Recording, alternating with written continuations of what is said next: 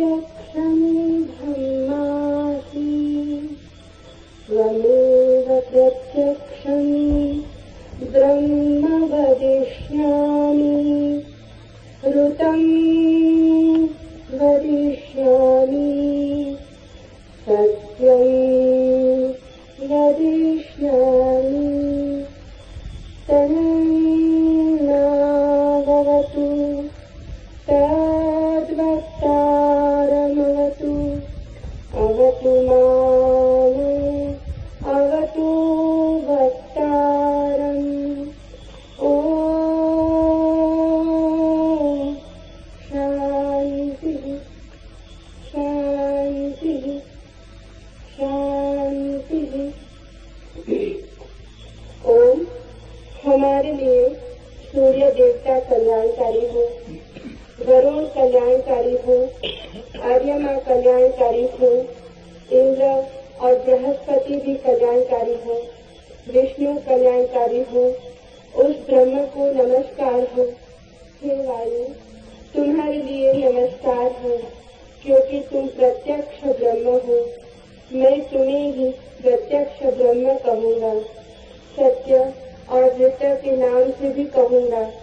वे मेरी रक्षा करें, आचार्य की भी रक्षा करें। Om shanti shanti shanti. This is the invocation of शांतिकाल।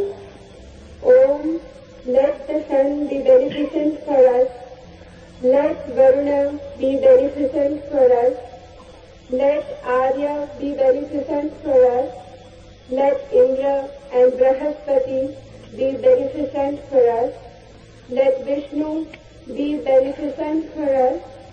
Salutation to that Supreme, the Brahman. O air, salutations unto you, for you are the immediate Brahman, the Supreme. I shall call thee alone, the immediate Brahman. I shall also call thee as Rita and Satya, the law and the reality. Let them protect me, let them protect the Acharya, the teacher. Om Shanti Shanti Shanti।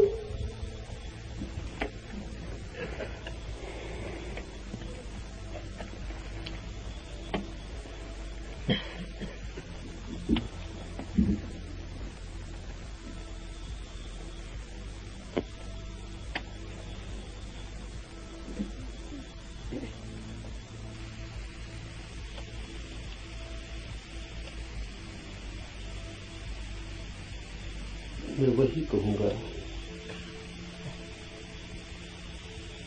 जो मैं जानता हूं, वही कहूंगा जो आप भी जान सकते हैं। लेकिन जानने से मेरा अर्थ है जीना। जाना बिना जिए भी जा सकता है, तब ज्ञान होता है एक बोझ। उससे कोई डूब तो सकता है, उबरता नहीं। जानना जीवंत भी हो सकता है। तब जो हम जानते हैं वो हमें करता है निर्भर, हल्का, कि हम उड़ सकें आकाश में।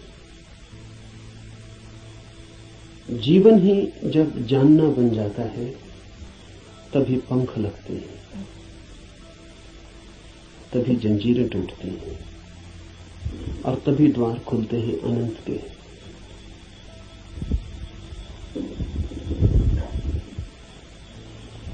लेकिन जानना कठिन है। ज्ञान इकट्ठा कर लेना बहुत आसान, और इसलिए मन आसान को चुन लेता है और कठिन से बचता है।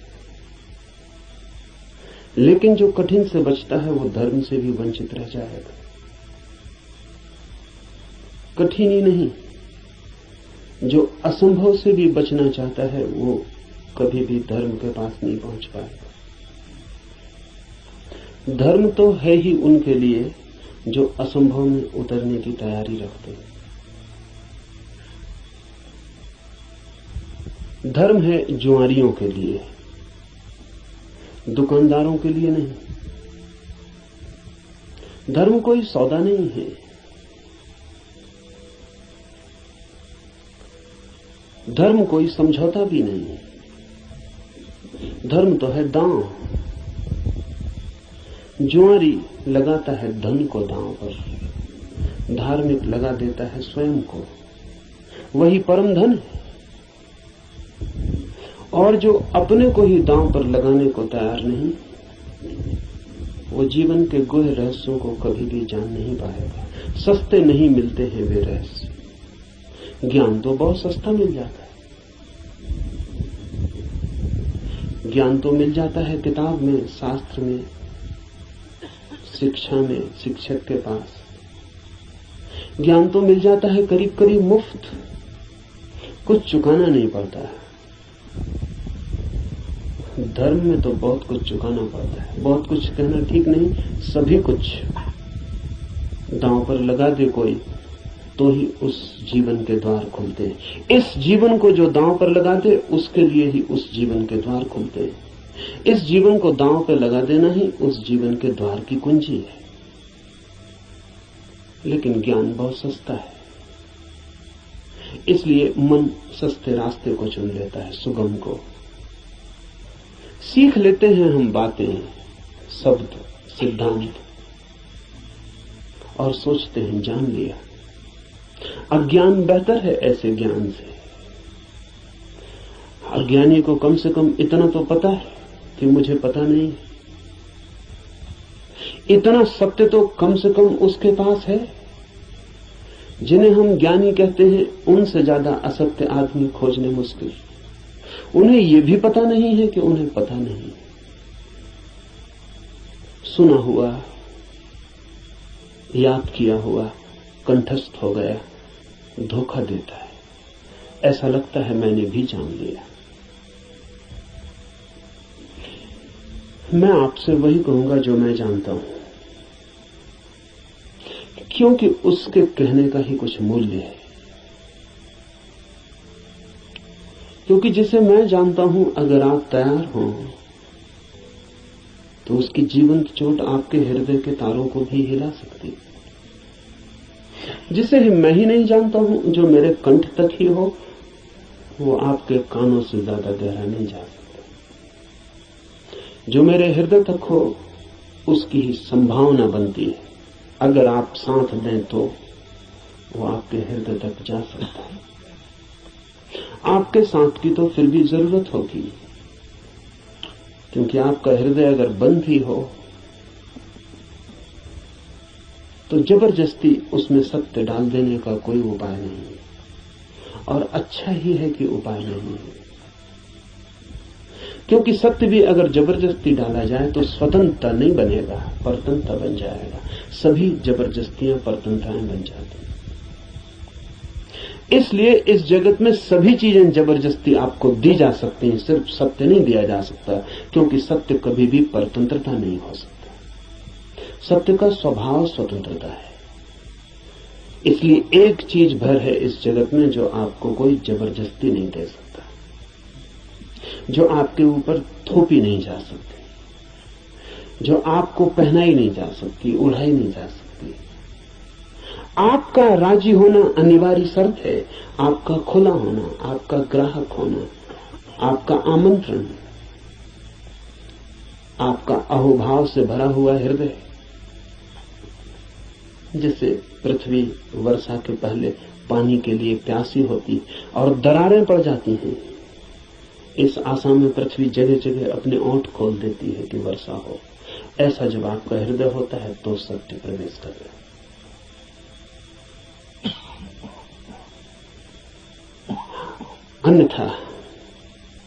अन्यथा सत्य आपके द्वार से भी आकर लौट जाता है। बहुत बार लौटा है, बहुत जन्मों जन्मों में। आप कुछ नए नहीं, इस पृथ्वी पर कुछ भी नया नहीं, सभी बहुत पुराने हैं। आप बुद्ध के चरणों में भी बैठ के सुने हैं, आपने कृष्ण को भी देखा है, आप जीसस के पास भी उठे बैठे हैं, लेकिन फिर भी वंचित रह गए। क्योंकि कभी भी आपका हृदय तैयार नहीं था। आपके पास से बुद्ध की सरिता बहती निकल गई है, महावीर की सरिता बहती निकल गई, आप प्यासे रह गए। आनंद रो रहा था जिस दिन बुद्ध के प्राण छूटने को थे और छाती पीट रहा था। और बुद्ध ने उससे कहा कि तू रोता क्यों है? जरूरत से ज्यादा मैं तेरे पास था 40 वर्ष, और अगर 40 वर्ष में भी नहीं हो पाई वो घटना, तो अब रोने से क्या होगा? मेरे मिटने से इतना परेशान क्यों हो रहा है? तो आनंद ने कहा है, इसलिए परेशान हो रहा हूं कि आप मौजूद थे और मैं न मिट पाया। अगर मैं मिट जाता तो आपको मेरे भीतर प्रवेश मिल जाता। 40 साल नदी मेरे पास बहती थी और मैं प्यासा रह गया, और अब मैं रोता हूं क्योंकि जरूरी नहीं है कि ये नदी कब किस जन्म में दोबारा मुझे मिलेगी।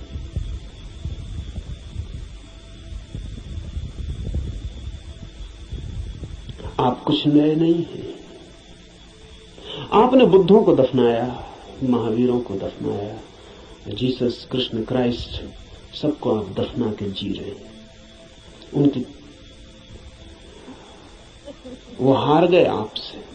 आप काफी पुराने, जब से जीवन है तब से आप हैं। अनंत अनंत यात्रा है। कहां हो जाती होगी चूक? बस यही हो जाती है कि आप खुले ही नहीं, बंद है। मैं तो आपसे वही कहूंगा जो मैंने जाना है। अगर आप भी अपने को एक खुलापन बना सके तो आप भी उसे जान लेंगे।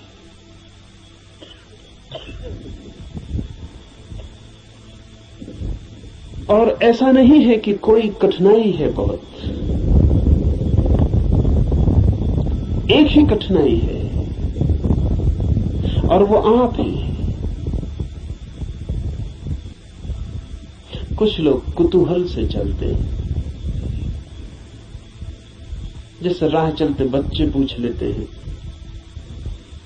इस वृक्ष का नाम क्या है, और अगर आप उत्तर न दें तो तत्क्षण भूल जाते हैं कि उन्होंने पूछा भी था। वो दूसरी बात पूछने लगते हैं कि ये पत्थर यहां क्यों पड़ा है।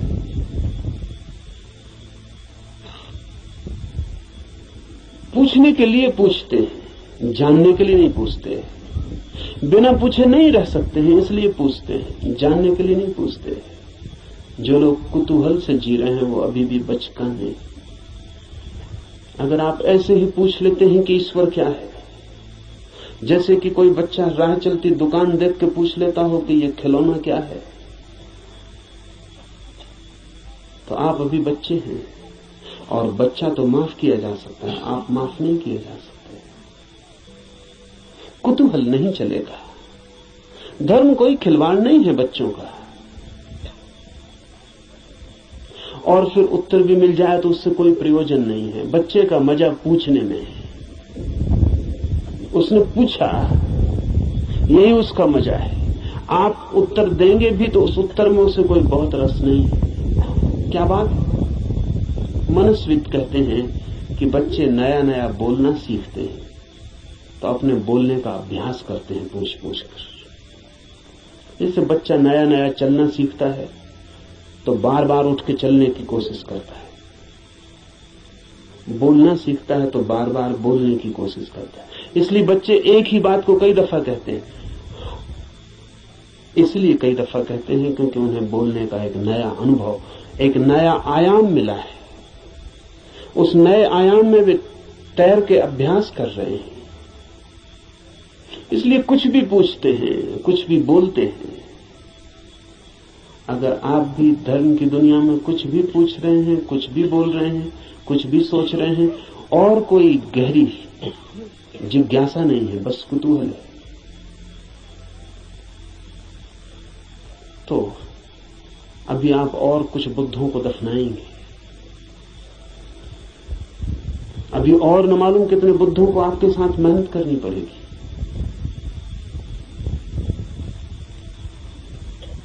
कुतूहल से सत्य का कोई संबंध नहीं।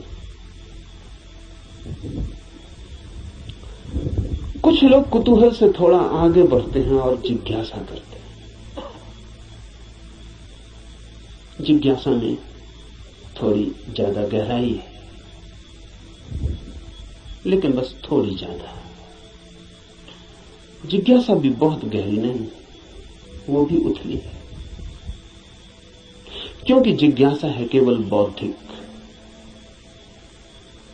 और बुद्धि भी ऐसी है जैसी खाज होती है, खुजलाएं तो थोड़ा रस आता है, ऐसा बुद्धि को भी खाज होती रहती। ईश्वर है, आत्मा है, मोक्ष है, ध्यान क्या है, करने के लिए नहीं। ईश्वर क्या है, जानने के लिए नहीं, चर्चा के लिए, बातचीत के लिए।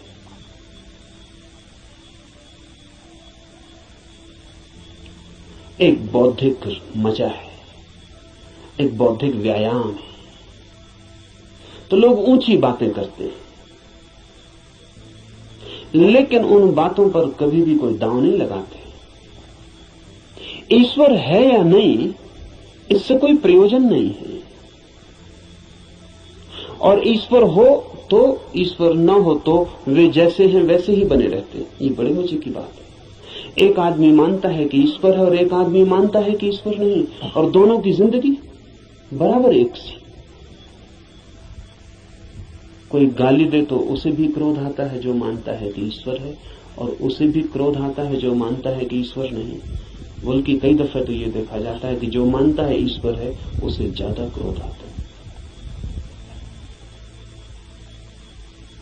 क्योंकि जो मानता है कि ईश्वर नहीं है वो ज्यादा से ज्यादा क्या कर सकता है, आपका गाली दे सकता है, मार सकता है, हत्या कर सकता है। लेकिन जो मानता है ईश्वर है वो आपको नरक तक में सड़ा सकता है। उसके पास ज्यादा उपाय क्रोधित होने के। अगर ईश्वर के मानने और न मानने से कोई भी अंतर जीवन में न पड़ता हो, तो उसका अर्थ है कि ये ईश्वर से कोई संबंध नहीं है, बौद्धिक बातचीत है।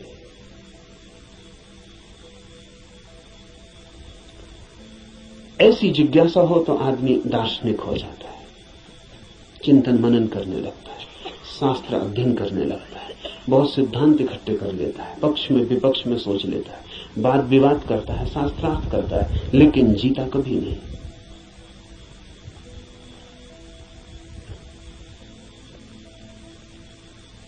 अगर आप भी सिर्फ जिज्ञासा से भरे हैं तो यात्रा नहीं होगी। जिज्ञासा से भरे हुए लोग वे हैं जो मील के पत्थर के पास बैठ जाते हैं और पूछते हैं मंजिल क्या है, कितनी दूर है, और सदा यही पूछते हैं, लेकिन कभी उठ के चलते नहीं।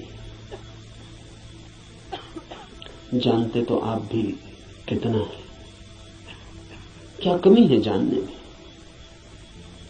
करीब करीब सभी कुछ जानते हैं। जो बुद्ध ने जाना हो, महावीर ने, कृष्ण ने जाना हो, वो सभी आप भी तो जानते हैं।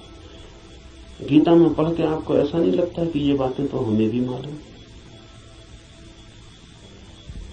मालूम आपको भी है, पर सिर्फ बुद्धि तक है, आपके हृदय तक उनका बीज नहीं पहुंचा। और बुद्धि पर रखे हुए विचार वैसे ही होते हैं जैसे पत्थर पे कोई बीज को रखते हैं। बीज तो होता है लेकिन पत्थर पे रखा रहता है, अंकुर नहीं फूट सकता। अंकुर फूटना हो तो बीज को पत्थर से गिरना पड़े, जमीन खोजनी पड़े, और जमीन की भी ऊपर की सतह ठीक नहीं है क्योंकि और गीली जगह चाहिए, तो थोड़ा जमीन के भीतर पहुंचना पड़े जहां थोड़ी पानी की सुविधा हो, थोड़ा रस बहता हो। बुद्धि पर पत्थर की तरह बीज रख जाते हैं, हृदय तक जब तक न गिर जाएं तब तक गीली जगह नहीं मिलती।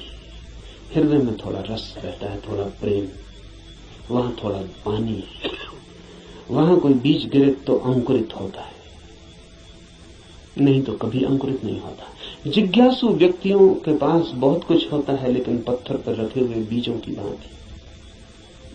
जमीन भी ज्यादा दूर नहीं होती, लेकिन थोड़ी यात्रा भी मुश्किल है। चलना बिल्कुल नहीं है तो पत्थर पर ही बीज रखा रह जाता है। इतनी यात्रा तो करनी ही पड़ेगी कि बीज पत्थर से नीचे गिरे, जमीन पर आए, जमीन में जगह खोजे, थोड़ी गीली भूमि को पाए, थोड़ा छिप जाए अंधेरे में। ध्यान रहे, जगत में जो भी जन्म पाता है वो गहन मौन, एकांत, अंधेरे को चाहता है। बुद्धि में तो जितनी चीजें रखी हैं वो सब खुले प्रकाश में रखी हैं।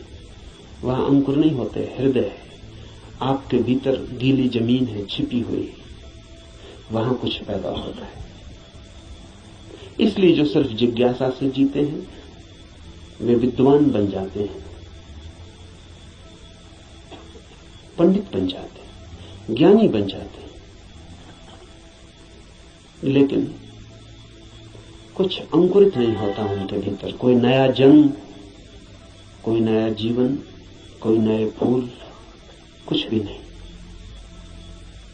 एक और जिससे संबंध है हमारा, एक और भी दिशा है खोज की, उसे हम कहते हैं मुमुक्षा। जानने की फिक्र नहीं है, जीने की फिक्र है। जानने की फिक्र नहीं है, होने की फिक्र है। ये सवाल नहीं है कि ईश्वर है, सवाल यह है कि क्या मैं ईश्वर हो सकता हूं। अगर ईश्वर हो भी और मैं ईश्वर न हो सकूं तो कोई सार नहीं है। सवाल ये नहीं है कि मोक्ष है, सवाल ये है कि क्या मैं भी मुक्त हो सकता हूं। अगर मैं मुक्त हो ही ना सकूं और मोक्ष हो भी कहीं तो क्या अर्थ है। ये बात नहीं है कि आत्मा है भीतर या नहीं, हो या ना हो। सवाल असली ये है कि क्या मैं आत्मा हो सकता हूं।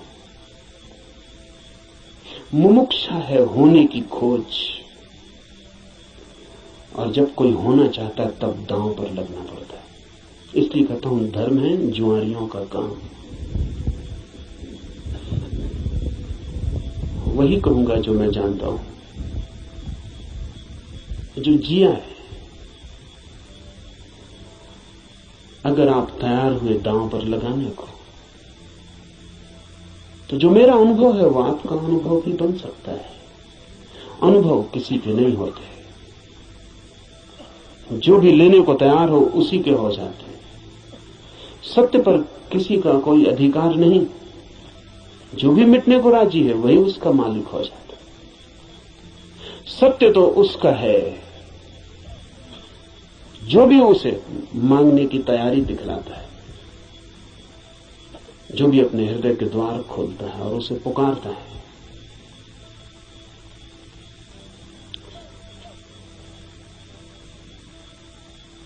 इस उपनिषद को इसीलिए चुना है। ये उपनिषद अध्यात्म का सीधा साक्षात्कार है। सिद्धांत इसमें नहीं है, इसमें सिद्धों का अनुभव है।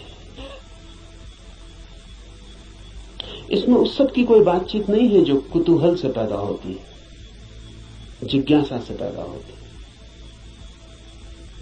नहीं, इसमें तो उनकी तरफ इशारे हैं जो मुमुक्षा से भरे हैं, और उनके इशारे हैं जिन्होंने पा लिया है। कुछ ऐसे लोग भी हैं कि जिन्होंने नहीं पाया, लेकिन फिर भी मार्गदर्शन देने का मजा नहीं छोड़ पाते। मार्गदर्शन में बड़ा मजा है। सारी दुनिया में अगर सबसे ज्यादा कोई चीज दी जाती है तो वो मार्गदर्शन है, और सबसे कम अगर कोई चीज ली जाती है तो वो भी मार्गदर्शन है। सभी देते हैं, लेता कोई भी नहीं।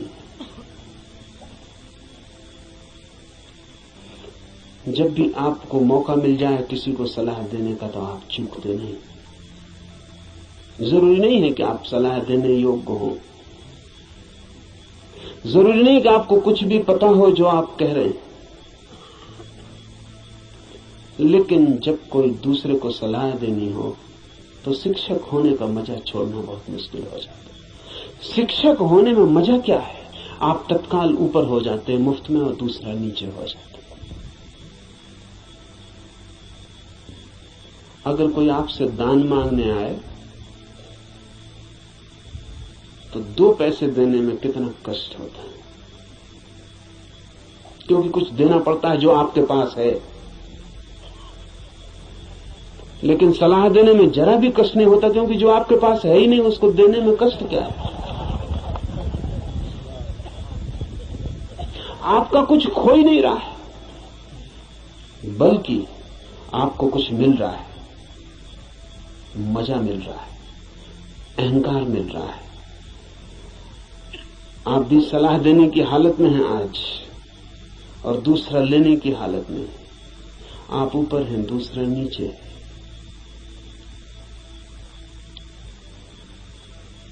इसलिए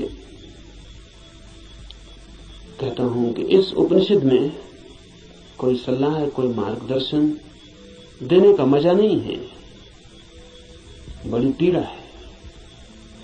क्योंकि उपनिषद का ऋषि जो दे रहा है वो जान के दे रहा है, वो बांट रहा है कुछ बहुत हार्दिक, बहुत आंतरिक।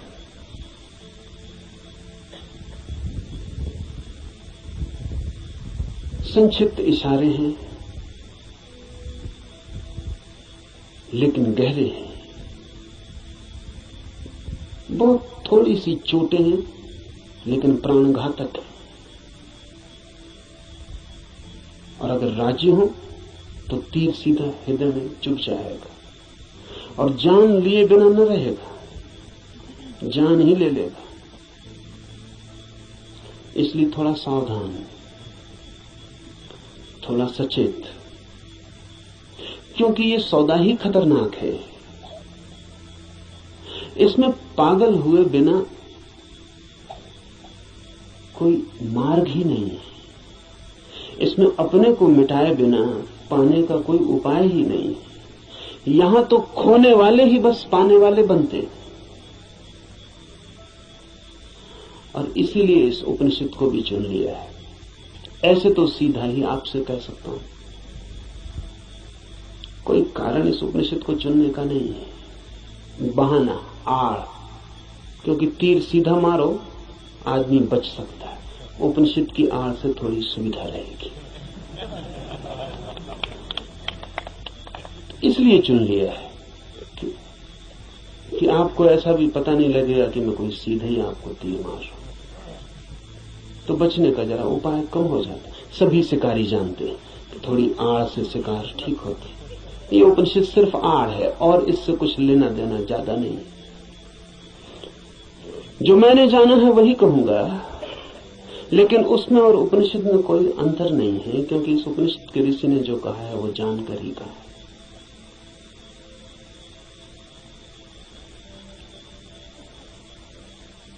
यह उपनिषद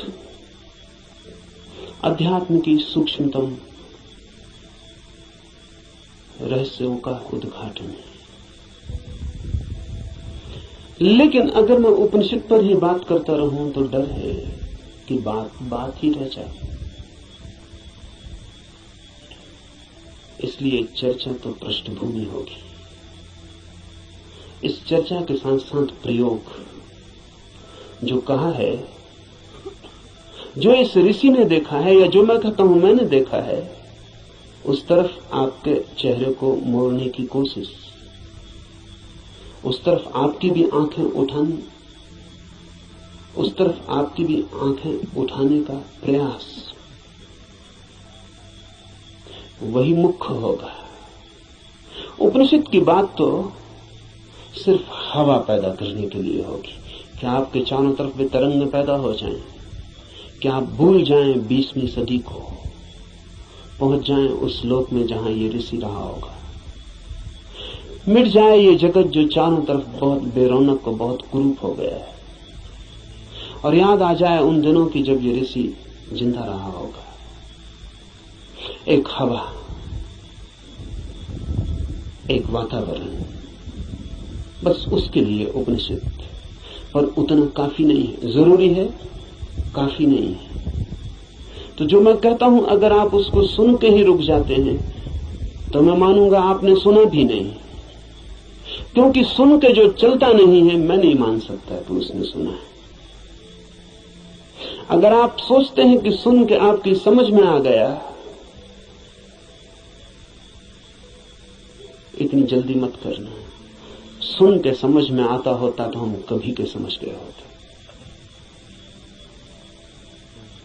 सुन के ही समझ में आता होता तो इस दुनिया में समझदारों की कमी ना होती, ना समझ खोजना मुश्किल हो जाता।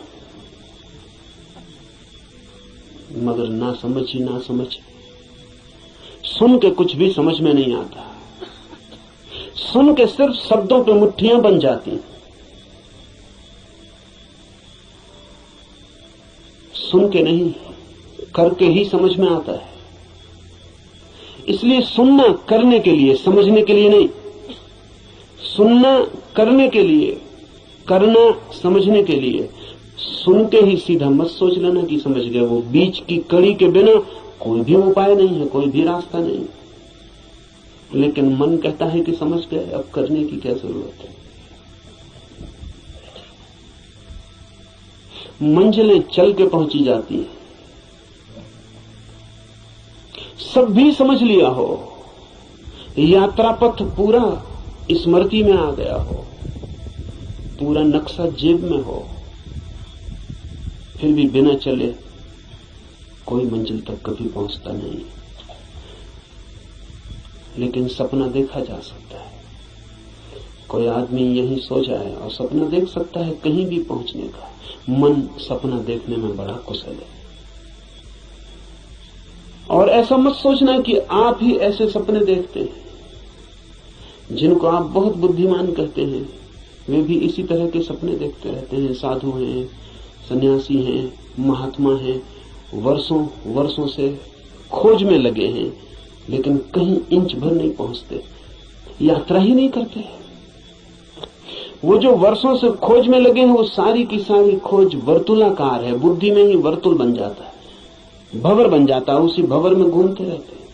फिर उस भंवर में सब समा जाता है। वेद समा जाते हैं, उपनिषद समा जाते हैं, कुरान है, बाइबलें समा जाती हैं। उस भंवर में सब समा जाता है, लेकिन एक इंच भी गति नहीं होती। उपनिषद की हम चर्चा करेंगे। उपनिषद समझाने के लिए नहीं, उपनिषद बन जाने के लिए। यहां सुन के कुछ कंठस्थ हो जाए और आप भी बोलने लगे तो मैंने आपका नुकसान किया, मैं फिर आपका मित्र साबित न हुआ। यहां सुन के आप जो सुना है वो बोलने लग जाएं तो कोई मूल्य नहीं है। यहां सुन के आपको भी वो हो जाए, आप भी वो देख लें, वो आंख आपकी भी खुल जाए तो ही।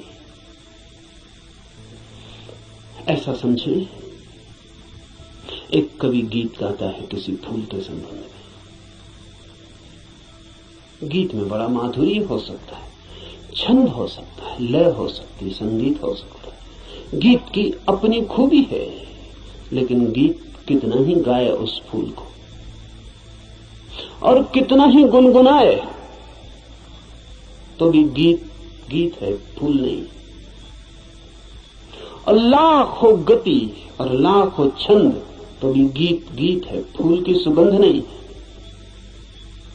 और आप उसी गीत से तृप्त हो जाए तो आप भटक गए। उपनिषद गीत है किसी फूल का जिसे आपने देखा नहीं अभी।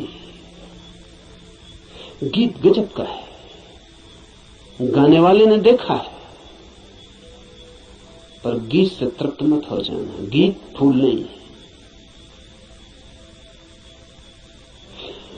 ऐसा भी हो जाता है कि कभी कभी आप फूल के पास भी पहुंच जाते हैं। कभी कभी फूल की एक झलक भी मिल जाती है, अचानक, आकस्मिक।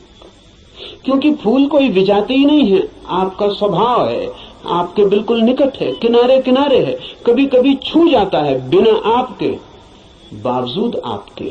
कभी कभी फूल एक झलक दे जाता है, कोई बिजली कौन जाती, किसी क्षण में आकस्मिक अनुभव में आ जाता है। कुछ और भी है इस जगत में, यही जगत सब कुछ नहीं है। इस पथरीले जगत के बीच कुछ और भी है जो पत्थर नहीं, फूल है, जीवंत, खिला हुआ, जैसे किसी स्वप्न में देखा हो या अंधेरी रात में चमकी हो बिजली और कुछ दिखा हो और फिर खो गया हो। ऐसा कभी कभी आपके जीवन में भी हो जाता है, कवियों के जीवन में अक्सर हो जाता है, चित्रकारों के जीवन में अक्सर हो जाता है। फूल की झलक बिल्कुल पास आ जाती है। फिर भी फूल कितने ही पास हो और कितनी ही झलक मिल गई हो, पास होना भी दूर होना ही है। और कितने ही पास आ जाए फूल तो भी फासला तो बना ही रहता है। और मैं बिल्कुल हाथ से भी छू लूं फूल को तो भी पक्का नहीं है कि जो अनुभव मुझे होता है वो फूल का है, क्योंकि हाथ खबर लाने वाला है। और हाथ अगर बीच में गलत खबर दे दे तो कुछ भरोसा नहीं। और हाथ सही ही खबर देगा, इसको मानने का कोई कारण नहीं। फिर हाथ जो खबर देगा वो फूल के संबंध में कम और हाथ के संबंध में ज्यादा होती।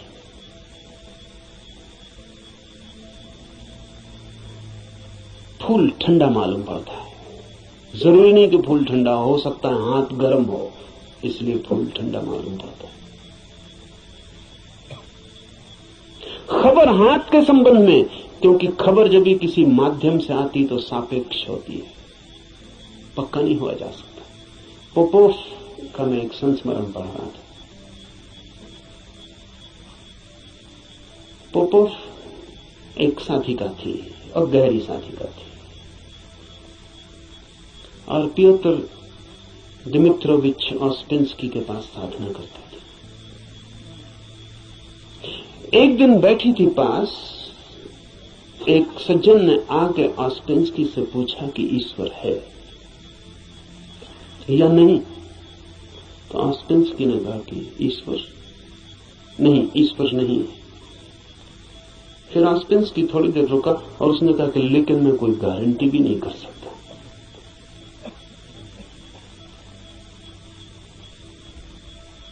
क्योंकि जो भी मैं जानता हूं वो सब माध्यम से जाना गया है।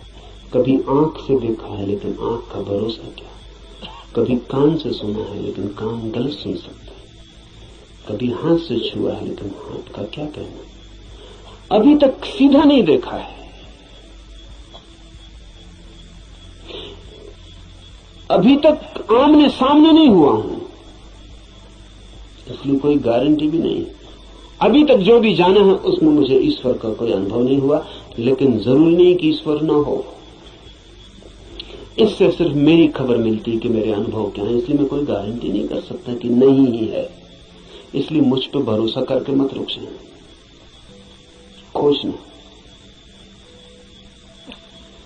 जब भी माध्यम से कुछ घटता है तो भरोसे का नहीं। अगर फूल के बिल्कुल पास भी पहुंच जाएं तो भी आंख देखती है, हाथ छूते हैं, सुगंध नाक में आती है, ये भी दूरी का अनुभव है। तो कभी कभी कोई कवि उस परम फूल के इतने पास पहुंच जाता है कि उसकी गीत में उतर आती है गूंज उसकी, लेकिन फिर भी बुद्ध नहीं है वो, महावीर नहीं है वो। महावीर कौन है, बुद्ध कौन है? बुद्ध है वो चैतन्य जो फूल ही हो गया। इतनी भी दूरी न रही कि फूल को देखा हो, फूल ही हो गया। फूल होकर ही पूरी तरह जाना जा सकता है क्या है। उपनिषद के ऋषि की बात है, गीत है किसी फूल के संबंध में, उसे गुनगुनाना, मिठास है बड़ी उसमें, स्वाद है उसमें बहुत, लेकिन वो फूल नहीं है, गीत ही है। अगर प्रयास करेंगे तो कभी कभी झलक भी मिलेगी। मेरे पास लोग आते हैं, वो कहते हैं ध्यान में बड़ी झलक मिली, लेकिन फिर खो गई। अनंत प्रकाश हो गया था, फिर खो गया। आनंद ही आनंद हो गया था, लेकिन अब कहां है? अब खोजते हैं और नहीं मिलता। झलक का मतलब है पास पहुंच गए थे, झलक तो खो ही जाएगी। इसलिए ध्यान ज्यादा से ज्यादा झलक ही दे सकता है। उस पर भी मत रुक जाना कि उसी झलक को पकड़ के बार बार खोजते रहना है। ध्यान का तो मूल्य इतना है कि झलक मिल जाए, फिर आगे जाना है समाधि में, ताकि आप फूल ही हो जाएं।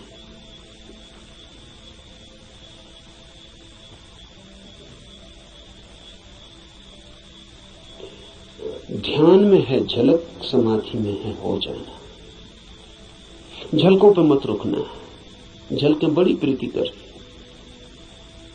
सारा जगत बासा मालूम पड़ने लगता है। एक झलक ध्यान में मिल जाए उस जीवंत की, फूल की, उस खिलावट की जो भीतर है, तो सारा जगत फीका और व्यर्थ हो जाता है।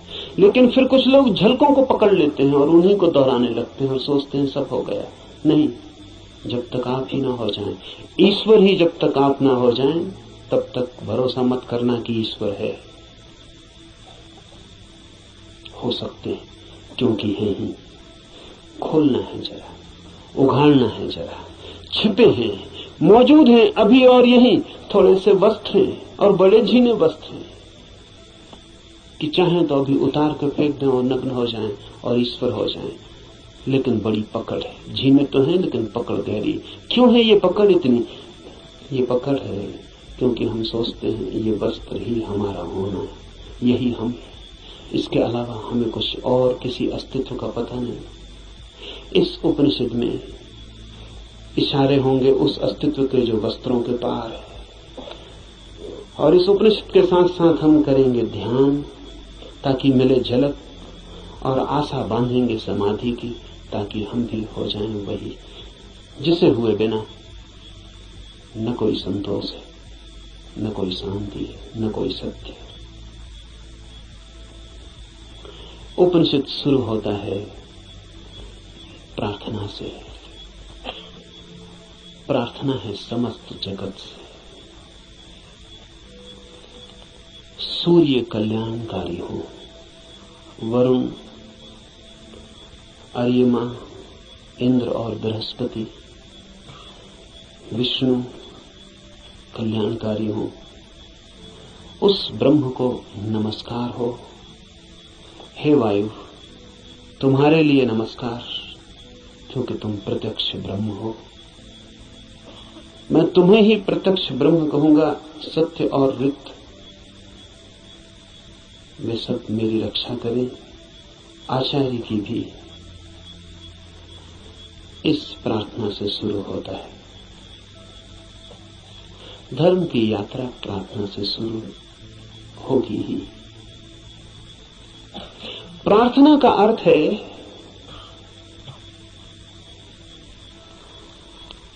आस्था, आशा। प्रार्थना का अर्थ है इस सारे जगत के साथ हमारे जुड़े हुए होने का भाव। प्रार्थना का अर्थ है मुझ अकेले से क्या होगा। मुझ अकेले से होता तो हो गया होता। मुझ अकेले से तो क्षुद्र भी नहीं सध पाया। चाहा था धन मिल जाए वो भी नहीं मिला, चाहा था पद मिल जाए वो भी नहीं मिला। कैसी कैसी चाहें की थी, बड़ी छोटी थी, वे भी पूरी ना हुई। मुझ अकेले से तो संसार भी ना सधा। तो सत्य की ये महायात्रा मुझ अकेले से हो सकेगी? अकेले अकेले तो मैं संसार में भी हार गया हूं। सभी हारे हुए हैं संसार में। जो जीते हुए दिखाई पड़ते हैं वे भी, बस वे दूसरों को जीते हुए दिखाई पड़ते हैं, खुद तो बिल्कुल हारे हुए हैं।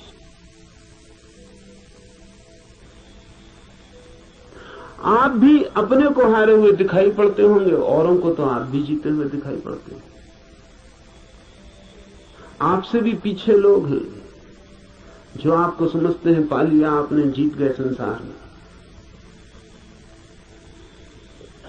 लेकिन भीतर से अगर हम आदमी को देखें तो एक एक आदमी हारा हुआ है। संसार पराजय की लंबी कथा है। वहां जीत होती ही नहीं, वहां जीत हो ही नहीं सकती।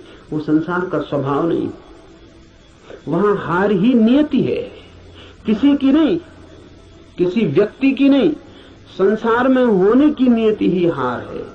वहां हार नहीं होगा। वहां कोई कभी जीतता नहीं। वहां हम नहीं जीत पाए जहां क्षुद्र था, स्वप्न था। शंकर कहते हैं माया है, वो माया में भी हार गए। सपना था, भ्रम था, वहां भी तो जीत ना पाए। जब भ्रम में भी हार गए, सपने में भी न जीते, तो यथार्थ में, सत्य में अकेले से क्या होगा। प्रार्थना का अर्थ है संसार में पराजित हुए व्यक्ति का यह अनुभव कि जन्मों जन्मों तक चेष्टा करके मैं हार गया क्षुद्र में, तो विराट में मेरी सामर्थ्य। इसलिए प्रार्थना, इसलिए सारे जगत को पुकारा है ऋषि ने कि मुझे साथ देना। सूर्य को पुकारा है, वरुण को पुकारा। ये सब नाम है, प्रतीक है जीवन की समस्त शक्तियों की। सूर्य को पहले पुकारा है क्योंकि सूर्य हमारा जीवन है, उसके बिना हम नहीं होंगे। हमारे भीतर सूर्य ही जीता है, जलता है। उधर सूर्य बुझ जाए, यहां हम बुझ जाए। सूर्य ही हमारा प्राण है, इसलिए पुकारा। कहा वायु को नमस्कार है, विशेष रूप से वायु को नमस्कार कहा है इस प्रार्थना में, क्योंकि तुम प्रत्यक्ष ब्रह्म हो। अजीब सी बात है, थोड़ा सोचें। बड़े मजे की बात है, क्योंकि वायु है बिल्कुल अप्रत्यक्ष और सब चीजें प्रत्यक्ष। सूर्य को कहा होता प्रत्यक्ष ब्रह्म हो, जीते जागते जलते प्रखर, समझ में आता। सूर्य को नहीं कहा प्रत्यक्ष ब्रह्म, कहा वायु को जो बिल्कुल दिखाई पड़ती नहीं, बिल्कुल अप्रत्यक्ष। कहां है प्रत्यक्ष वायु? सिर्फ अनुमान है कि है, लगता है कि है, भासता है कि है, दिखाई तो पड़ती नहीं। आंख के सामने कहां है? प्रत्यक्ष का मतलब है आंख के सामने है। जो आंख के सामने वायु बिल्कुल नहीं है, पत्थर पहाड़ सब आंख के सामने, वायु नहीं है। लेकिन ऋषि कहता है, हे वायु नमस्कार तुम्हें, क्योंकि तुम प्रत्यक्ष ब्रह्म हो। इसलिए कहा कि वायु जैसे दिखाई नहीं पड़ती और है, और आंख को दिखाई नहीं पड़ती फिर भी आंख को छू रही है प्रतिपल। ऐसा ही परम सत्य है, दिखाई नहीं पड़ता, छू रहा है प्रतिपल। वायु दिखाई नहीं पड़ती क्योंकि हमारे पास देखने वाली आंख नहीं है। वायु तो यहां है, वायु के बिना तो हम भी नहीं हो सकते। वही तो हमारी श्वास में हमें संभाले, उसका ही आवागमन तो हमारा सारा जीवन है, जो इतने निकट है। श्वास है जो हमारी, वो भी दिखाई नहीं पड़ती क्योंकि हमारे पास आंखें बड़ी स्थूल है। तो हम जो बहुत मोटा मोटा है, स्थूल स्थूल है, वो देख लेते हैं। जो सूक्ष्म है वो हमें दिखाई नहीं पड़ता। वायु सूक्ष्मतम है, हमारे सामने मौजूद है, भीतर मौजूद है, बाहर मौजूद है, रोए रोए में मौजूद है और दिखाई नहीं पड़ती। इसलिए कहा कि तुम प्रत्यक्ष ब्रह्म हो, तुम ठीक ब्रह्म जैसी हो। वो भी यहां मौजूद है और दिखाई नहीं पड़ता, और रोए रोए में वही समाया है, रोआ रोआ वही है, और फिर भी उसका कोई पता नहीं चलता। इसलिए वायु को नमस्कार किया है कि हम वायु को तो जानते हैं, ब्रह्म को नहीं जानते। वायु से एक धागा जोड़ा है कि ब्रह्म भी ठीक वायु जैसा है। इसलिए मैं तुम्हें प्रत्यक्ष ब्रह्म कहूंगा। ऋषि कहता है वायु को सत्य और ऋत के नाम से भी कहूंगा, क्योंकि तुम ठीक उस जैसी हो जो है और जिसका हमें पता नहीं, जो हम स्वयं हैं और जिसका हमें पता नहीं, जो अभी और यहां सदा से मौजूद है और हमें उसका पता नहीं। लेकिन ये खोज पूरी हो सके अगर सब देवता रक्षा करें।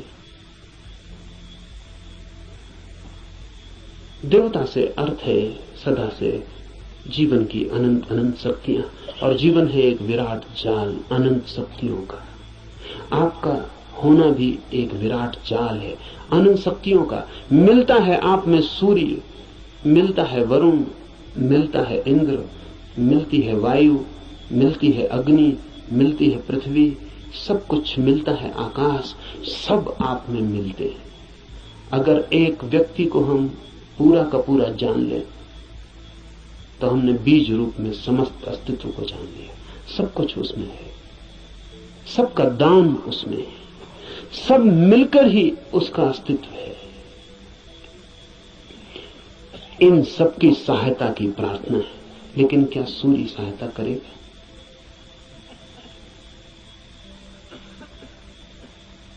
ये सवाल उठता ही है। प्रार्थना भी की तो क्या सूर्य सहायता करेगा? प्रार्थना भी की तो क्या वायु सहायक हो जाएगी? प्रार्थना भी की तो पृथ्वी क्या सहायता करेगी? पृथ्वी की सहायता और सूर्य की सहायता का सवाल नहीं है। आपने प्रार्थना की, यही बड़ी सहायता है। इसे थोड़ा ठीक से समझ लें। कोई सूर्य आके आपको सहायता नहीं करेगा, लेकिन आपने प्रार्थना की, इसका जो परिणाम है वो सूर्य पर नहीं होगा, आप पर होगा। क्योंकि प्रार्थना करने वाला चित्त हो जाता है विनम्र, प्रार्थना करने वाला चित्त हो जाता है असहाय, प्रार्थना करने वाला चित्त स्वीकार कर लेता है इस बात को कि मुझ अकेले से नहीं होगा। प्रार्थना करने वाला चित्त मिटने को तैयार हो जाता है। प्रार्थना करने वाला चित्त अपने अहंकार को, इस भाव को कि मैं कर सकता हूं, छोड़ देता है। इसके परिणाम होते हैं। प्रार्थना का सारा परिणाम आप पर होता है। प्रार्थना से सूर्य नहीं बदलता, आप बदलते हैं। प्रार्थना से जगत नहीं बदलता, आप बदलते हैं। लेकिन आपके बदलते ही दूसरे जगत में आपका प्रवेश हो जाता है। प्रार्थना आमतौर से जब आप करते हैं तो यही सोचते हैं कि कोई कुछ करेगा, इसलिए प्रार्थना कर रहे। न, प्रार्थना है एक उपाय, एक डिवाइस। हाथ तो आप जोड़ते हैं किसी और के सामने, लेकिन जो परिणाम होता है वो होता है भीतर, जिसने हाथ जोड़े हैं उस पर। इसलिए बड़ी कठिनाई होती है अगर आप वैज्ञानिक के सामने कहें कि हे सूर्य सहायता कर, तो कहेगा मूढ़ता की बात है। क्या सूर्य तुम्हारी सहायता करेगा? कब किसकी सहायता की? कि हे इंद्र वर्षा कर, पागल हो गए हो? प्रार्थनाओं से कहीं वर्षाएं हो गई?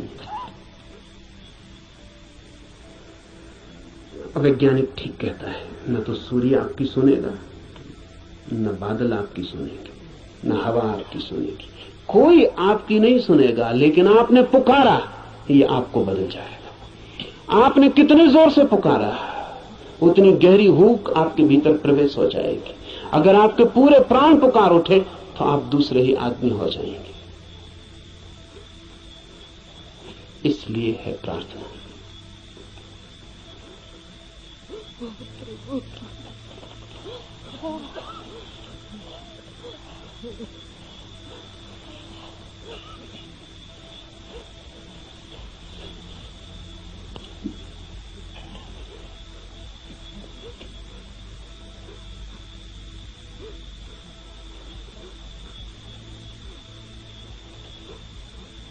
Jean-Paul Sartre has named his autobiography Words.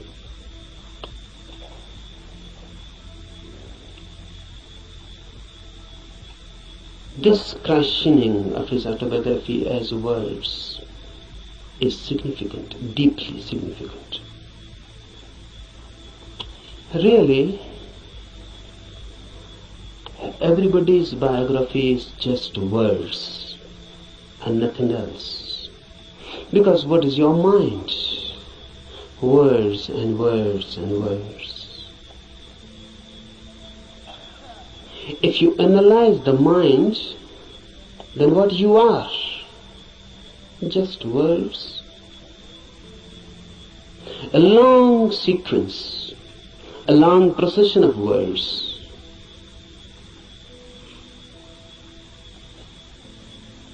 This is everybody's autobiography. But if you are nothing but words, then you are not. Then you are yet unborn.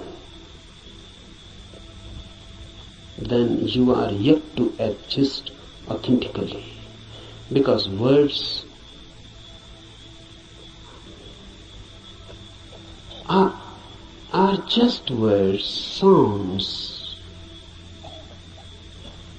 They mean something, but basically they are meaningless. The meaning is given to them. And mind is just a mechanism, a natural computer. It goes on feeding on words, then creating more words out of them. Then you go on associating those words. You go on creating principles, philosophies, systems. And ultimately where you are. Truth is not a byproduct of a long process of words. Truth is not a word at all. Truth is out of words. Truth is beyond words or below words. Truth is experience, not words. Old Lao Tse has said, the truth cannot be said. Because when you say something, language has to be used. Words have to be used. And truth is not a word. So when you say it, you miss it. The moment you say it, you have missed it. It cannot be said. It can only be experienced.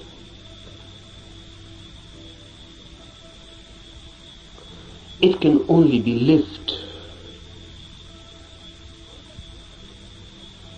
Unless you live it, you cannot know it. But we know. That's the problem. Rather, we know too much. We know more than enough. What's our knowledge? Words accumulated. You can accumulate them logically, rationally. You can create an edifice, a beautiful system. Just as you can make a house with playing cards. But you cannot live in it. It is house just as a name. You cannot live in it. Out of words you can create a palace, a system, a philosophy, but you cannot live in it. Philosophers create beautiful systems, but they always live out of them. They cannot live in it. That is impossible. Nothing is wrong with them. The very system is such that it cannot be lived. One Immanuel Kant, or some Hegel,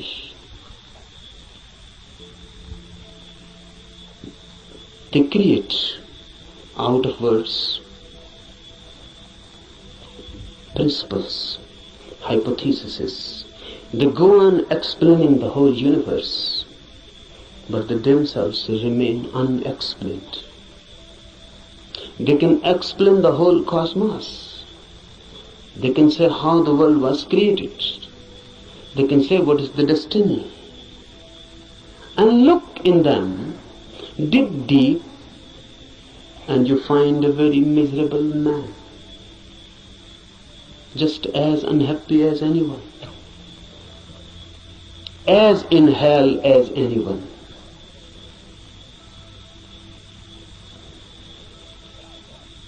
Don't believe in words. They are the greatest deception created by humanity. And word has become our world.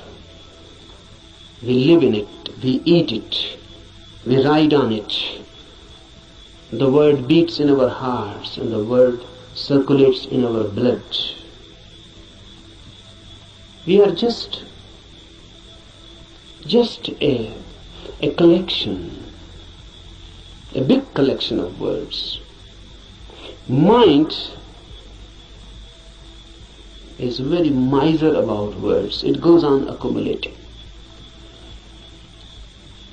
But remember, word is never the reality.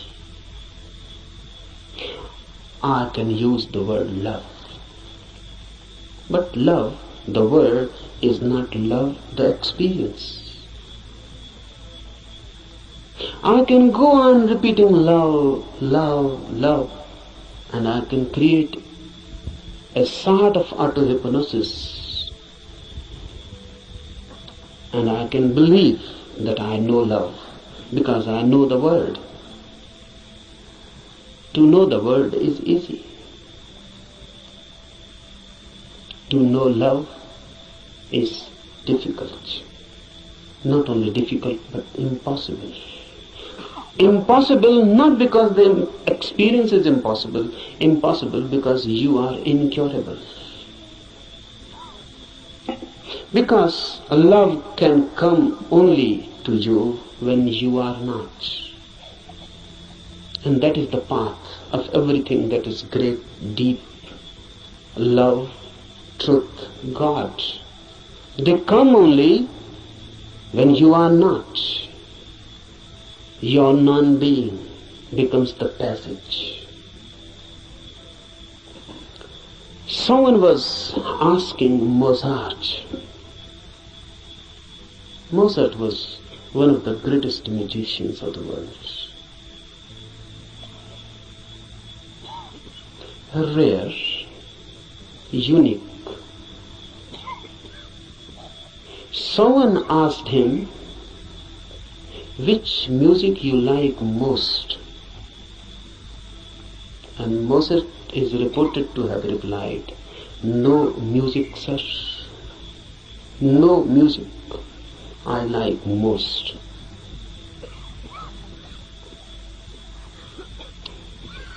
Difficult to understand, difficult to penetrate in, but very significant. The reply is just unique, unexpected, and from a musician. He says no music is the best. Have you ever heard the music which Mozart calls no music? You have heard sounds, and if sounds can be put in a system, in a rhythm, it becomes music. Music means rhythmic sounds, but sounds. If they are unrhythmic, it becomes noise. If they are rhythmic, it becomes music. But what is no music? No music means no sounds, silence. Silence has a music of its own, but you cannot hear it as you are. You are filled with words, so you can understand sounds. You are filled with noise, that's why music has so much appeal. You are so much filled with noise, crowdy noise, mad noise, that when someone creates music outside, you forget your noise inside. You are magnetized by the music outside. You forget yourself. You become concentrated in the music outside. That's why music is loved so much. Music is a hypnosis created by sounds, rhythms, technique. Unless your inner noise ceases, unless your inner constant talk, chattering ceases, you cannot hear no music. This Upanishad is concerned with no music. No music means meditation. The state of mind when there is no noise within, then suddenly you become aware of a silence without. When you are silent, the whole universe becomes suddenly silent. When the whole universe is suddenly silent, for the first time you are authentically existent. For the first time you have being. For the first time you know who you are. No music is meditation. No noise inside creates the possibility, the situation in which you can hear the soundless silence which is everywhere, just here and now. It is there, but you are chattering inside. You cannot hear it. You are too much engaged, too much occupied. It cannot penetrate you. Become silent, and silence begins to penetrate you. And when your silence and the silence of the universe meet, you have encountered God. You have come face to face. This is what is meant by immediate Brahma. Immediate experience of the divine, when your silence meets the silence of the universe. When these two silences meet, they become one. Because two silences cannot be two. Remember this. Two noises are two. Two silences cannot be two, because there is nothing in between them which can become a wall, which can become a division. Two silences immediately become one. They cannot remain two, because where is the point which can divide them?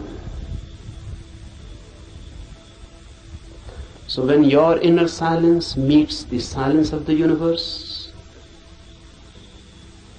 you are no more, neither is the universe. A new oneness. You explode into a new oneness. You are Brahma, not encountering really, because there is no other. Note this point, because Upanishads are the first teachings in the world which say you cannot see God.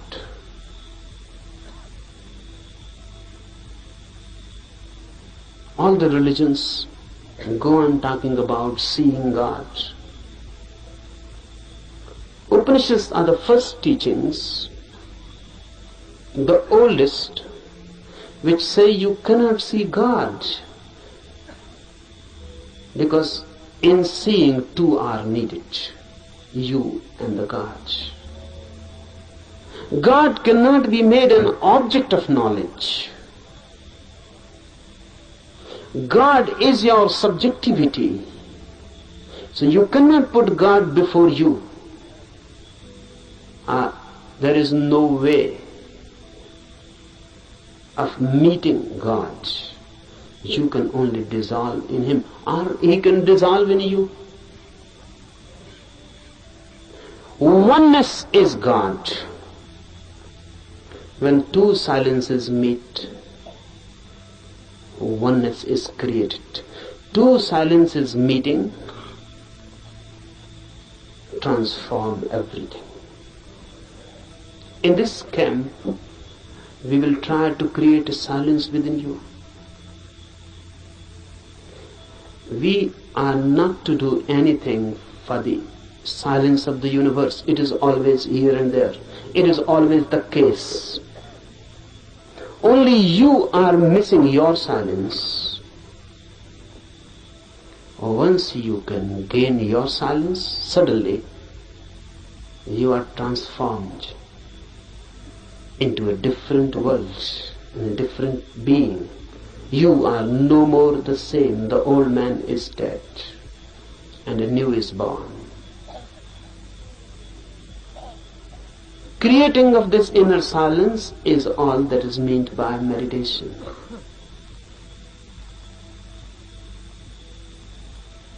Remember this. We are not interested in teachings.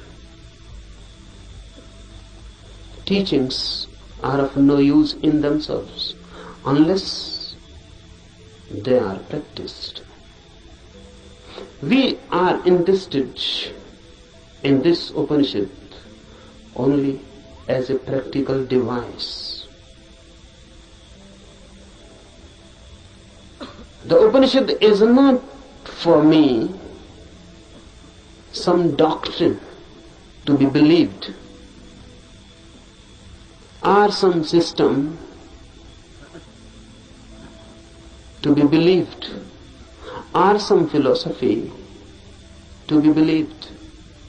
Upanishads are practical guides. They believe not in changing your mind, but in changing you. They are not concerned with any change of your ideology. They are concerned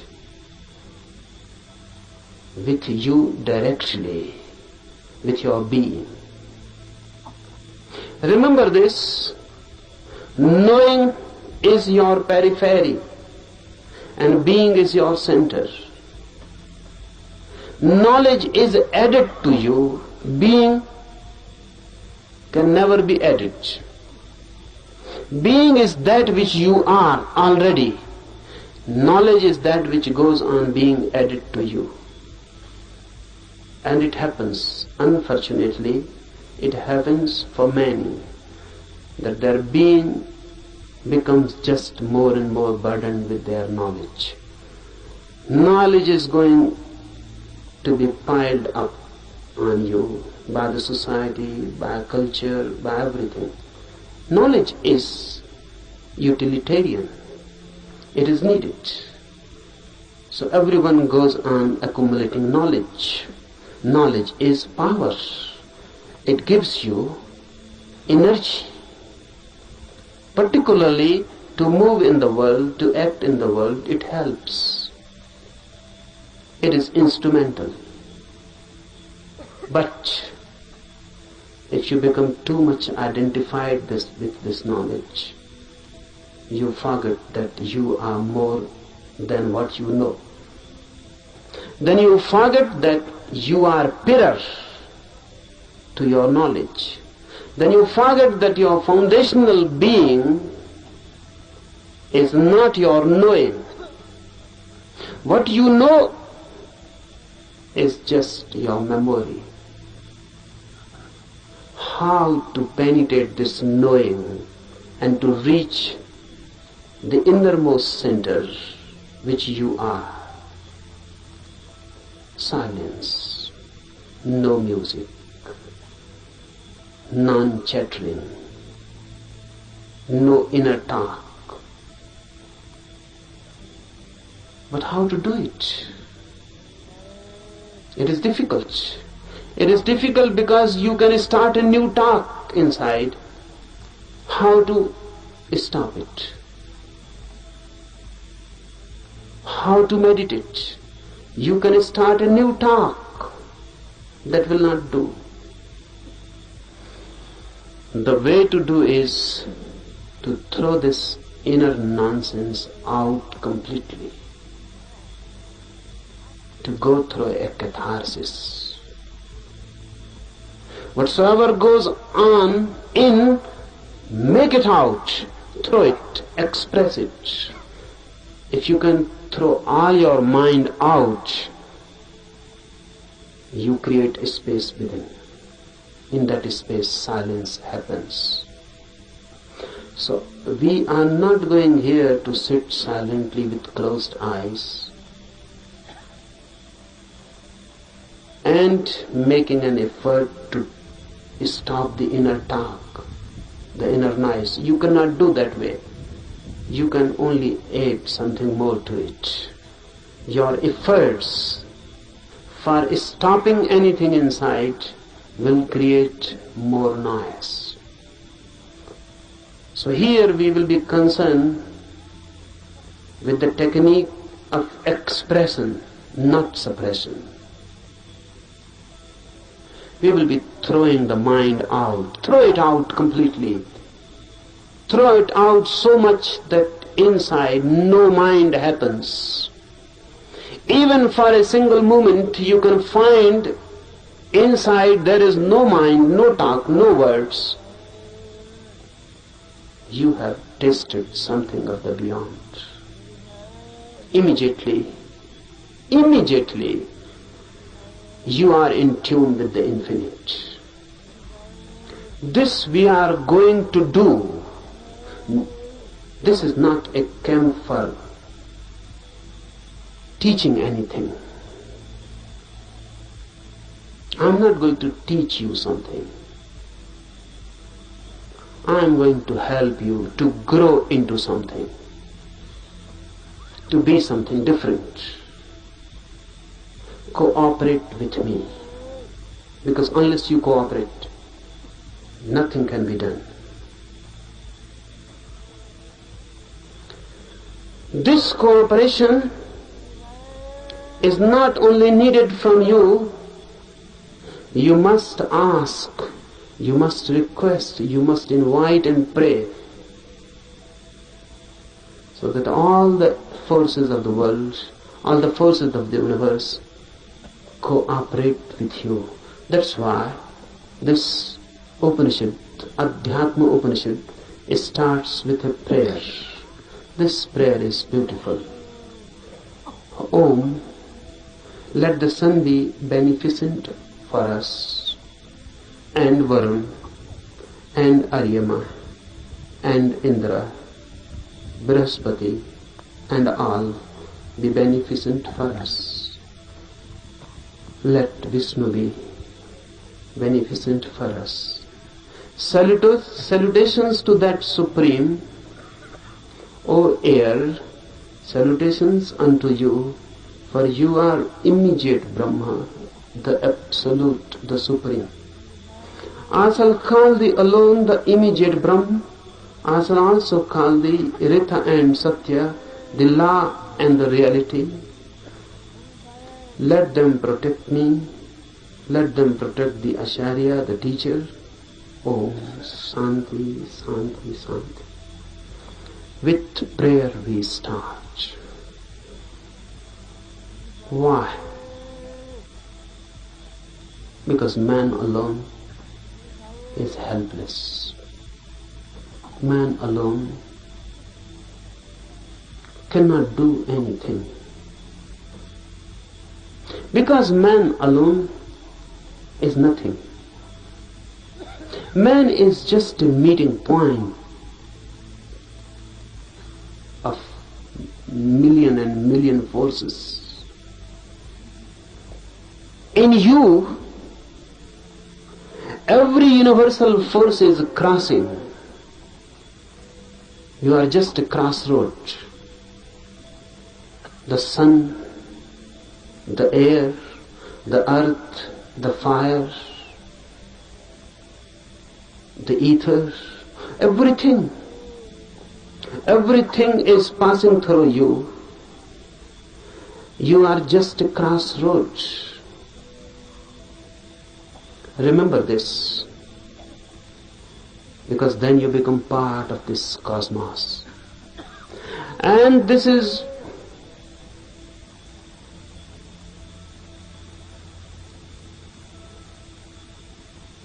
This is very significant to remember, because the modern mind thinks itself to be isolated, not in tune with the universe, but in conflict, in a struggle. The Western attitude has always been of a struggle, conflict. And now the Western mind has become the universal mind. Now there exists no such thing as Eastern mind. This Upanishad belongs to the Eastern mind. It existed once. It is totally different. Western attitude is of fighting with the universe, of conquering. How to conquer nature? How to conquer natural forces? This makes man alienated. Man becomes a stranger in this universe. A conqueror is bound to be violent. A conqueror is bound to be in conflict. And ultimately a conqueror is bound to find himself isolated, alone. Eastern mind is totally different. The very approach is not a fight, but of deep resonance. Universe and I are not two. I am part of it, just a wave in the great ocean. I belong to it, and it belongs to me. There is a belonging. I am not a stranger in this world. I am not forced on this world. I am not an enemy, and the world is not inimical towards me. I am part of it, and not a mechanical part, but an organic part. Just like my eyes are my organic part, my hands are my organic part. I touch through my hands, I see through my eyes. My seeing has become my eyes, and my touching has become my hand. The universe has become man in you. The universe has become a particular individual in you. You are not different from it. You are just a wave. And the universe is flowering through you. This is Eastern way of looking at the world. Man in tune. That's why prayer. Prayer is a bridge. It makes you feel again at home. Even the sun is not so far away. The Upanishad says, let sun be beneficent to us. Let everything be beneficent to us. Let everything be a blessing to us and a help. Why? Because truth is not yours or mine. Truth means the center of this universe. And if you are in conflict with the universal forces, you can never reach it. Only in a deep friendship, deep intimacy, the universe opens its doors for you. So prayer is just creating a forgotten intimacy. Look at it in this way. A child is born. The moment a child is born, he is separated from his mother. Before birth, in the womb, he was one. With the mother one. There was no separation. The child and the mother were one. The child existed within the mother as part, organic part. Because even the child was not breathing. The mother was breathing and the child was alive through mother's breath. The child's heart was not beating. The mother's heart was beating and the child was alive through mother's heart. The child was not eating. The child was not doing anything. The child was just part and parcel of the mother. Then the child is born and separated. Then the child grows as individual.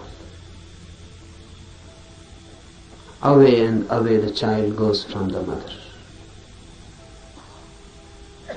The same happens with human consciousness. Before consciousness is born, you are one with the universe. In deep sleep, you again fall into that oneness. When there is no dreaming and no thought, there is no mind. And when there is no mind, there is no ego. In deep sleep, you are no more. Because your mind is no more. Who you are in your deep sleep, can you say? What is your name? When you are deep, dreamlessly asleep, who are you? What is your name? There is no name. Because if there is name, you are not deep asleep. The name is just a surface thing. Who are you, a Hindu or a Mohammedan? A Christian, Catholic or Protestant? Who are you? Educated, uneducated, poor or rich, a beggar or a king? Who are you? Man, woman, young or old? In deep sleep, you are none. Still you are. We cannot say that you are. Absolutely not. You are. But you are not that which you are when awake. While dreaming, while awake, you are a mind. While deep asleep, you are a no mind. The mind is lost, dissolved, but the being is. Deep prayer gives you this feeling of no mind, of deep oneness, as if the whole universe has become a womb. You have become just a child in the womb of your mother. The whole universe has become motherly. No conflict, just prayer. Just a feeling and a trust. Prayer is a trust. The child in the womb of his mother cannot distrust, or can. How can he distrust? He trusts his mother totally. He is no mind, so how can he doubt? How can he distrust? Whatsoever the mother is good, is beneficial.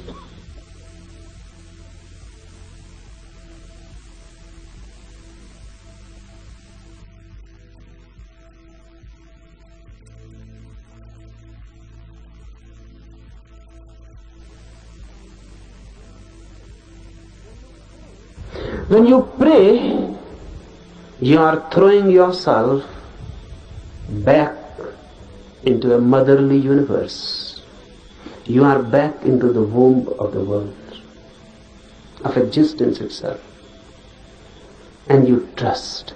This trust is sown in the prayer. The sun will be beneficial, the air, the earth, everything. All the forces of the universe will be helpful. This is a deep trust. How it works? What is the mechanism of it? Is it that all these forces are going to help you? No. No one is going to help you. But the moment you create this trusting, this prayer attitude, this prayerful attitude, once you create this bridge, all the barriers are withdrawn. Those barriers were created by you, now they are withdrawn. You are not in a fight. You are ready to surrender. You are not going to conquer. You are ready to surrender. You are ready to withdraw your ego. They are not going to help you positively, but now negatively. All the problems, all the barriers, all the hindrances that were bound to be created by your ego will not be created anymore. Now you will not be your enemy. Understand this deeply. These forces, once taken as deeply related with you, intimate, friendly, homely, and the whole universe taken as a home, a motherly womb, then your fighting attitude dissolves. Then your conflicting mind dissolves.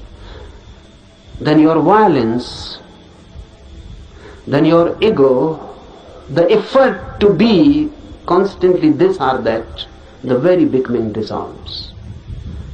And if you have no ego and a prayerful mind, suddenly, with full awakening, you fall into deep sleep. This is the mystery. Suddenly, with full awareness, you fall into deep sleep. That's why Upanishad has constantly declared that samadhi, the ultimate ecstasy which is achieved by meditation, is just like deep sleep with one difference. And that difference is awareness. In deep sleep you are unaware, unconscious. In samadhi, in ecstasy, you are conscious, aware. But the phenomena is the same. In deep sleep you become part of the cosmos. In samadhi, ecstasy, you become part of the cosmos. In sleep you are unconscious. What is happening? In samadhi you are fully conscious. And once you can become consciously a part of this universe, you have achieved the goal. So from tomorrow morning, we will try to re-enter the womb of the universe by dissolving ourselves, by throwing away the main disease of human mind, the ego, by surrendering, by being receptive. We are not going to conquer the truth. Rather, on the contrary, we are going to allow the truth to conquer us.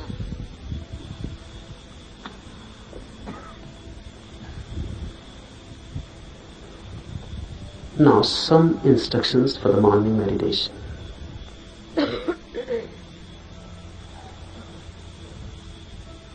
First, don't be serious at all. For this whole camp, don't be serious at all. I consider seriousness to be a fatal disease.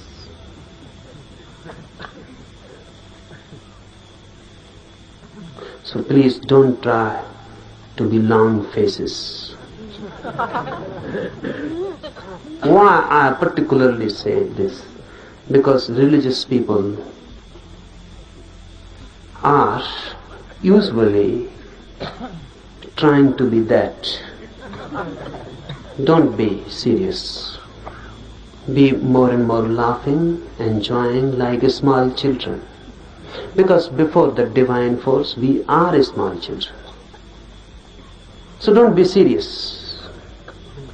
You cannot approach the divine force with a serious, sad face. That's a barrier. Laugh and dance and enjoy like small children, and you can enter the temple very easily. The doors are always open for the children. Be children-like. Jesus is reported to have said that only those who are like children will enter the kingdom of God. And look what Christians have done. They have created a very serious, sad religion. Jesus on the cross, a weeping religion, crying.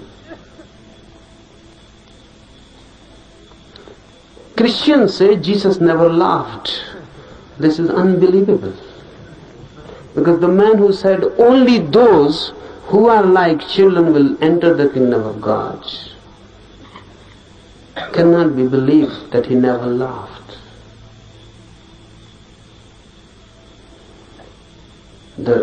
The quite vice versa can be believed, that he continuously laughed, never stopped laughing, even in his sleep. But this cannot be believed that he never laughed. Be like children,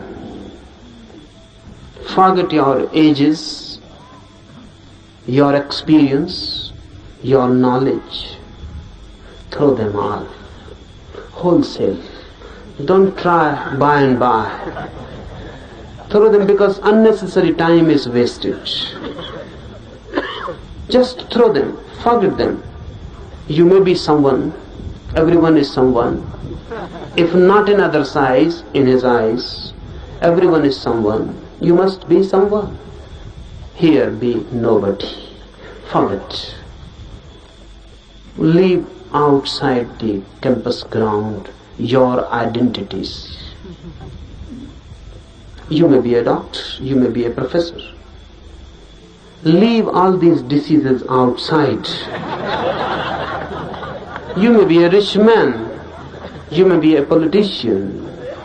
There are thousands and thousands types of diseases. Please leave them outside.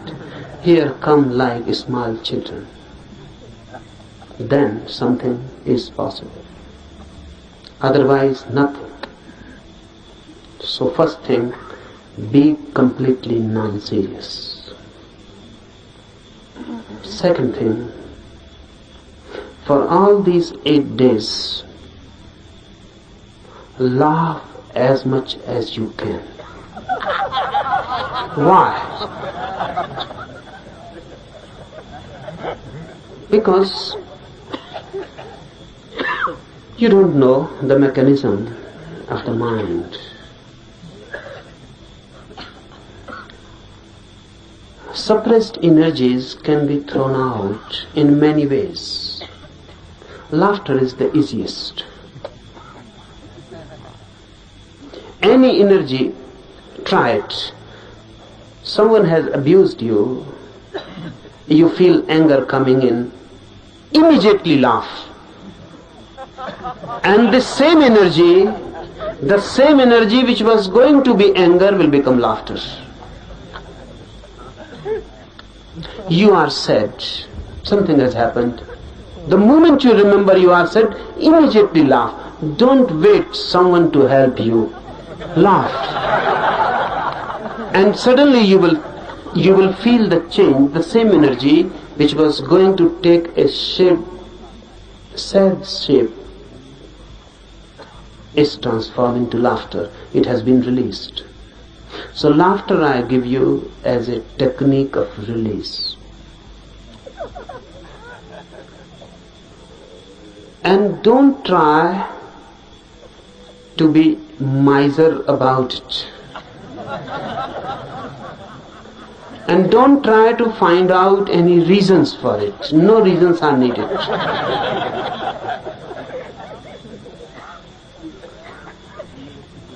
Take it as a help for meditation.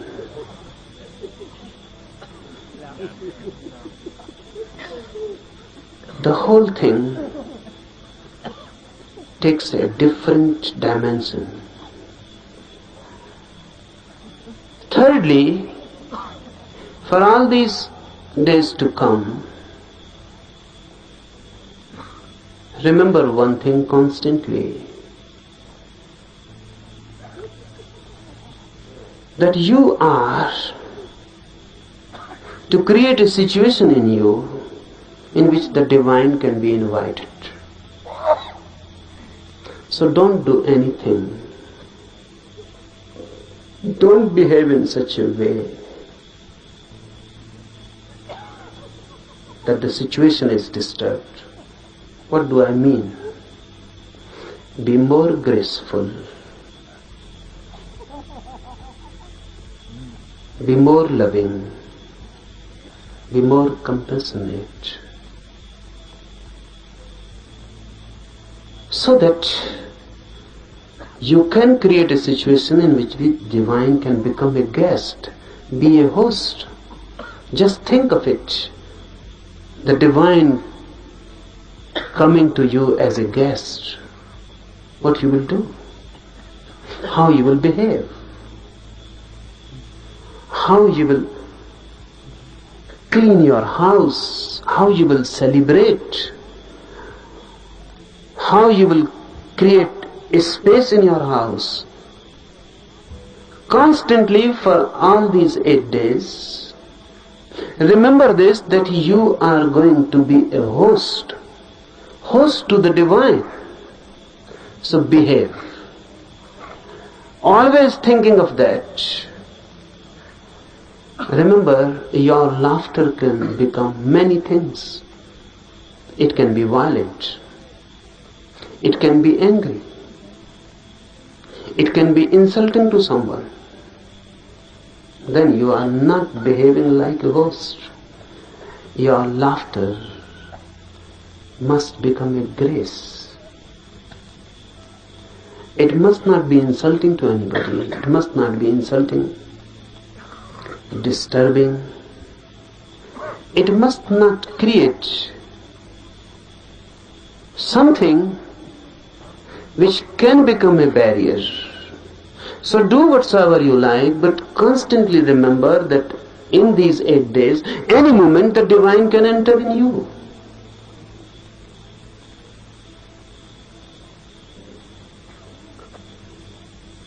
Any moment the divine can enter. So remember that you are ready to receive. Don't talk much, fourthly. Don't talk much. If you can be silent completely, that's better. If you cannot be, then less and less talk. Be telegraphic. Use as many words are absolutely necessary. That will conserve energy. Our talking is much a wastage. Conserve energy. Don't talk. Don't read. In the morning we will be doing meditation, in the afternoon, in the night. The remaining time, be more and more silent, happy, blissful. Sit somewhere, don't waste time in talking, and just wait. Remember this word, wait. Everyone knows the meaning, but no one knows the experience.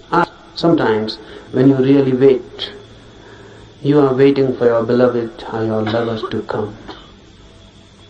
You are a different man. A different quality enters in you. You are waiting for your beloved. Someone passes by the door, you just become eyes. The whole energy is transformed into eyes.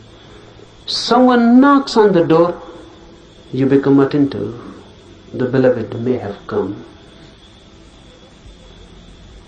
Even the rustling of the leaves outside, dry leaves falling on the ground, and you feel the beloved has come. You are constantly alert. Alert, but not tense. Alert, but waiting.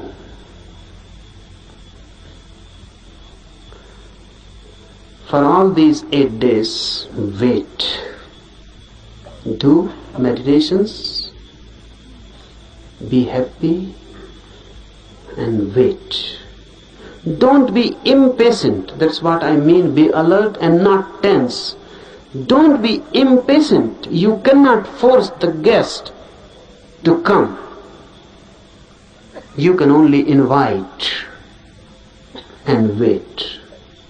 So give the invitation and wait. Any moment the guest, and if you are not alert, you may miss the moment. Any moment the guest can come, and you are angry and talking to someone else, you may miss him. Any moment the phenomena is possible, but if you are not there, you may miss for lives. No one can say when the next moment of such opportunity will come. Wait. And lastly, meditation needs you in your totality, nothing less will. If you withhold something and just do it half-heartedly, it is better not to do it, because the whole effort is useless. You will be simply tired and nothing will happen. So unnecessarily, why tire yourself? If you are half in it, you will be tired. And if someone feels tired, remember this and find out you will be half in it. If you are totally in it, you will be refreshed, not tired. This is the difference. If you are totally in it, nothing has been retained, nothing has been withheld. You were in it totally. The doer was not standing outside, the doer had become the doing. Then you will come out of his fresh like the dew in the morning, fresh like a rose just opening, fresh, full of energy, light, dancing, blessed. And not only blessed, in such a state of mind that you can bless others. But that happens only when you are total in it. It never happens when the minor part has moved. Then there is a tension between you standing and between you moving. Then you have become two. Then you are split. That split, that inner tension between two, creates tiredness. You feel exhausted, not vitalized. You feel just as if your energy has been sucked out. You will feel it. So whenever you feel it, go deep and ask, are you split into two, divided? The effort that do, either stop completely, don't do. That's better, because you are not deceiving yourself. It is honest. Or be totally in it, move in it. When you move totally in it, it has a different quality. Suddenly, there is no tension, no conflict, no struggle within. Your whole being has gone into it. And you have never gone into anything as total. You have not loved as total. You have not done anything as total, always partial. That's why our life is just moment exhausted. You feel just dying every moment. No beauty, no flowering out of it, just death. Out of life, only death. That shows what you are doing with yourself. Otherwise, life is every day, every moment a new flowering. Every day a new achievement. Every day a new height and a new depth. And if you can go on, moment to moment, moving totally in your life, death becomes itself the deepest experience of life. There is no death then. But it is difficult to move totally in anything. At least try with meditation. If you can move in meditation totally, then you can move in other dimensions also totally. And a total life is a religious life. A religious life doesn't mean any ritual, doesn't religious worship, doesn't mean any religious affiliation. It means energy moving in its totality. And when you move total, you become holy. Why? Because all that is known as sin is possible only when you move in part. You can love someone totally, but you cannot hate someone totally. That's impossible. You can be compassion totally, but you cannot be anger totally. Really, a very strange phenomena happens. If you can just try to be totally angry, suddenly when the anger will be coming nearer and nearer to the totality, it will change into compassion. If you can try just to be angry totally with your full being, you will reach to the 99 degree of anger. Then if you move more, just nearing the 100%, suddenly you will know the anger has disappeared and the object of your anger has now become object of your compassion. Because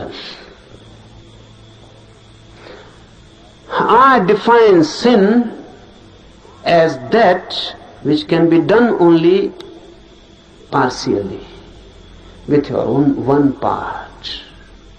And I define virtue, punya, as that which can be done only totally. If you do it partially, it cannot be done. This sin cannot be done with your total being, and the virtue cannot be done with your partial involvement. You have to move into with your whole being. And when the whole being moves into something, you become holy. Religious man. Wait, try for these 8 days. This thing, the happening, is possible for everyone. It is also for you. No one is excluded. Everyone is called and invited. Be courageous and take a jump. We start with a prayer. We start with a surrender. All the universal forces, let them be beneficent to us. Let their blessings be with us.